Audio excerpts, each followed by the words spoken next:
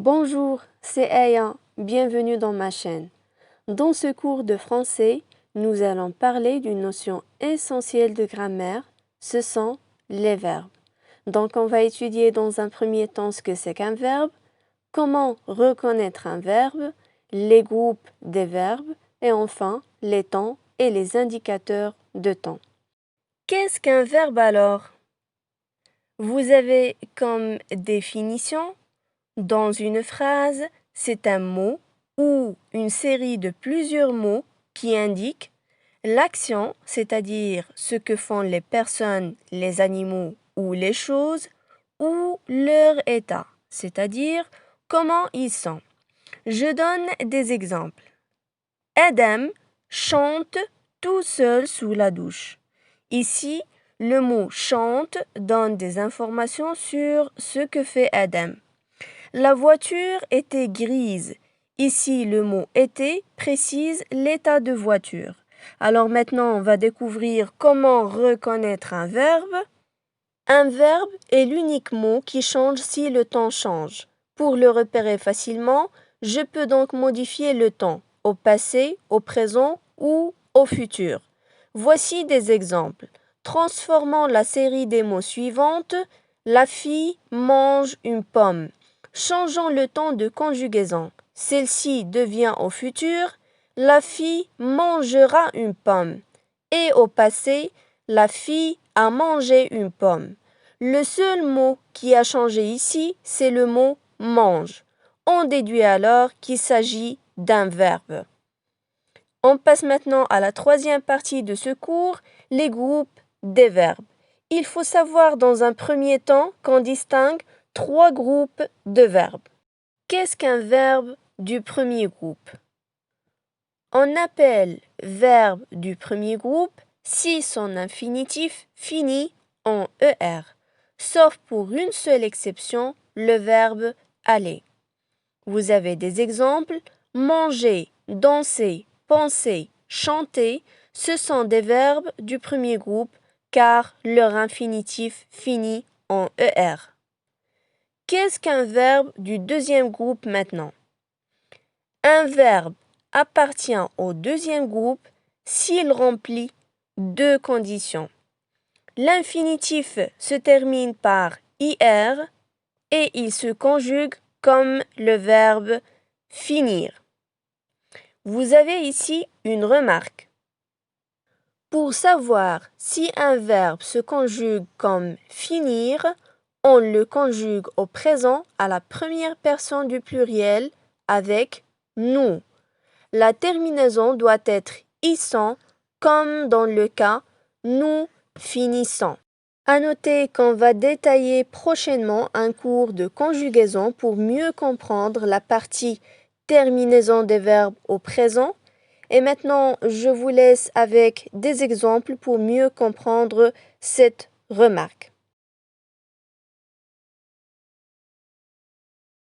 Alors, rougir est un verbe du deuxième groupe, car on peut dire nous rougissons. La terminaison est bien issant. Le verbe se conjugue comme finir.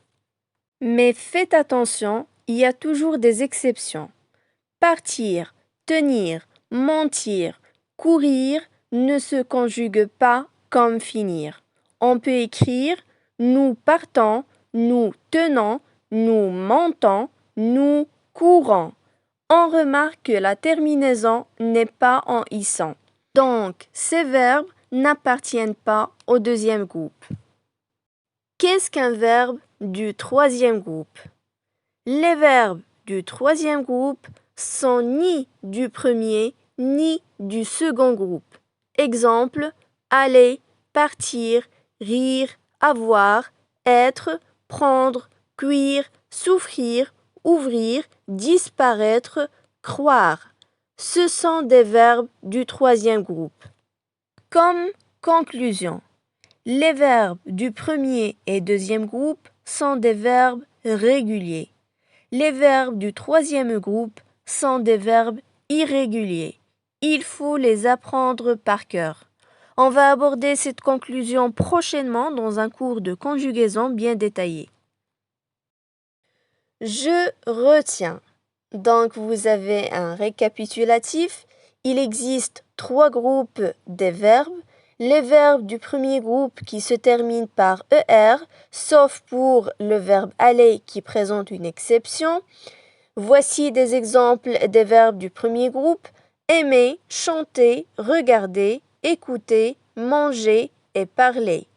Les verbes du deuxième groupe sont ceux qui se terminent par IR et qui répondent à la règle ISAN. On a bien le verbe finir, grandir, grossir, maigrir, réussir, choisir et agir.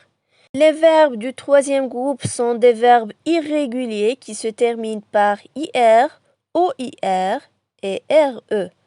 Des exemples: dormir, offrir, venir, courir, savoir, vouloir, pouvoir, recevoir, prendre, dire, écrire, faire, lire et boire. Maintenant, on va étudier les temps auxquels on peut conjuguer les verbes. Lorsque l'action de la phrase est déjà terminée, c'est le temps du passé. Dans une phrase au passé, on trouve souvent des mots tels que hier, autrefois, avant-hier, il y a longtemps. Exemple, hier, on se déplaçait à cheval. Lorsque quelque chose se déroule maintenant ou que l'action est en train de se dérouler, c'est le temps présent. Dans une phrase au présent, on a fréquemment des mots tels que maintenant, en ce moment, actuellement, aujourd'hui. Exemple, aujourd'hui, on roule en voiture. Et lorsque quelque chose se passera plus tard, c'est le futur. Dans une phrase conjuguée au futur, il y a des mots tels que demain, plus tard, dans un an, dans un instant, après. Exemple, demain, on voyagera en avion.